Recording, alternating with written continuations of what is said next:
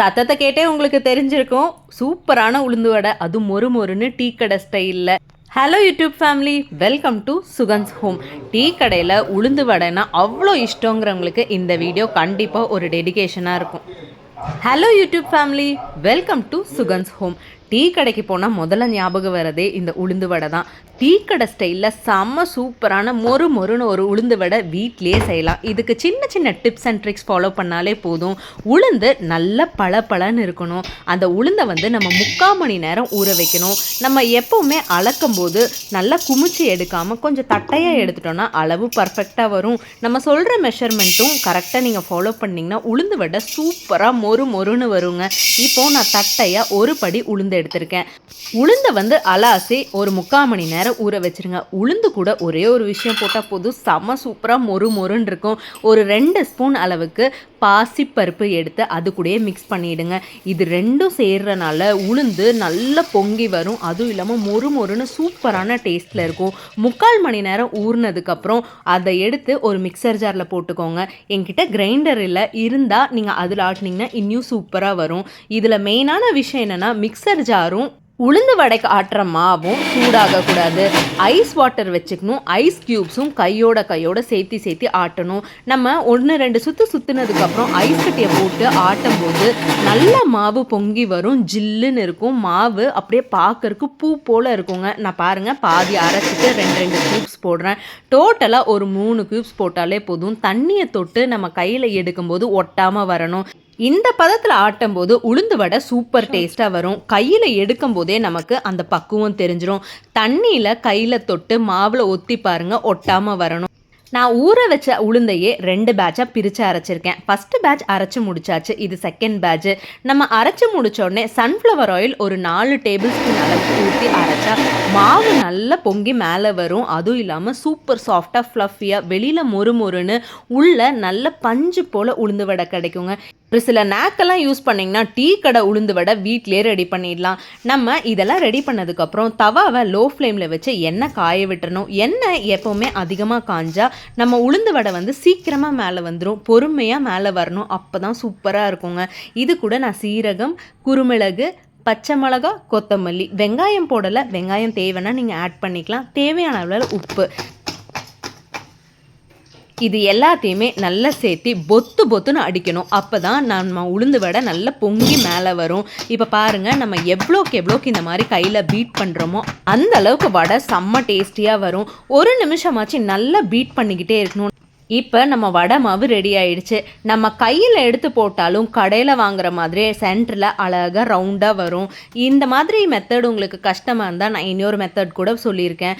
வீடியோவை ஸ்கிப் பண்ணாமல் லாஸ்ட் வரைக்கும் பாருங்கள். கையில் எடுக்கும் போதே நல்லா ஒட்டாமல் வரணும். ஒரு கிண்ணியில் தண்ணியை பக்கத்துலேயே வச்சுக்கோங்க. தண்ணியை தொட்டு லைட்டாக நம்ம அந்த வடை சட்டி கிட்ட வரும்போது கையை திருப்பி விட்டாலே அது அழகாக உள்ள பொத்துன்னு விழுந்துடும். நீங்கள் வடை போடும்போது நடுவில் ரவுண்டு வரலையேன்னு நினைக்காதீங்க. அது வேக அழகாக ரவுண்டு வந்துடும் பாருங்கள். கையில் போட முடியாத பிகினர்ஸ்க்கு கஷ்டமாக இருந்தால் டம்ளருக்கு மேலே ஒரு பட்டர் ஷீட் இல்லைனா பார்ச்சமெண்ட் ஷீட் போட்டுட்டு சைடில் ஒரு ரப்பர் பேண்ட் டைட்டாக போட்டு பேக் பண்ணிட்டீங்கன்னா இது மேலே கூட நம்ம அழகாக வடை தட்டி போடலாம். ரொம்ப ஈஸியாக வந்துருங்க.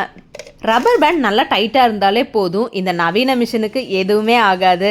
மாவை எடுத்து இந்த டம்ளருக்கு மேலே வச்சு தண்ணியை தொட்டு நடுவில் ஒரு ஓட்டை மாதிரி பண்ணிவிட்டு வடை சட்டியில் அப்படியே திருப்பினீங்கன்னா அழகாக உள்ளே விழுந்துடும். நமக்கும் வேலை ஈஸியாக முடிஞ்சிடும். கடையில் கிடைக்கிது பாருங்கள், அதே மாதிரி டேஸ்ட்டில் இருக்கும். சின்ன டிப்ஸ் அண்ட் ட்ரிக்ஸ் ஃபாலோ பண்ணி பாருங்களேன். வீட்லேயே உளுந்து வடை சூப்பராக ரெடி பண்ணிடலாம். அதுவும் ஒரு சின்ன காஸ்ட்டில் வீட்டில் இருக்கிறவங்க எல்லாத்துக்கும் வயிறு நிறையா வடை செஞ்சு கொடுக்கலாம்.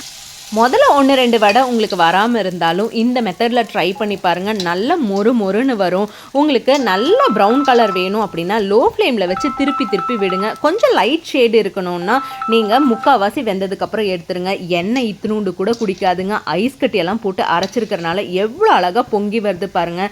ஏதோ விசேஷ காலங்கள்லாம் வரும்போது இந்த மாதிரி ட்ரை பண்ணி பாருங்கள். வடை ஈவினிங் ஆனாலும் மொறுன்னு இருக்கும். நம்ம எப்போ வேணால் சுட்டு வச்சிடலாம். அதோட தன்மை மாறாமல் சூப்பராக இருக்குங்க.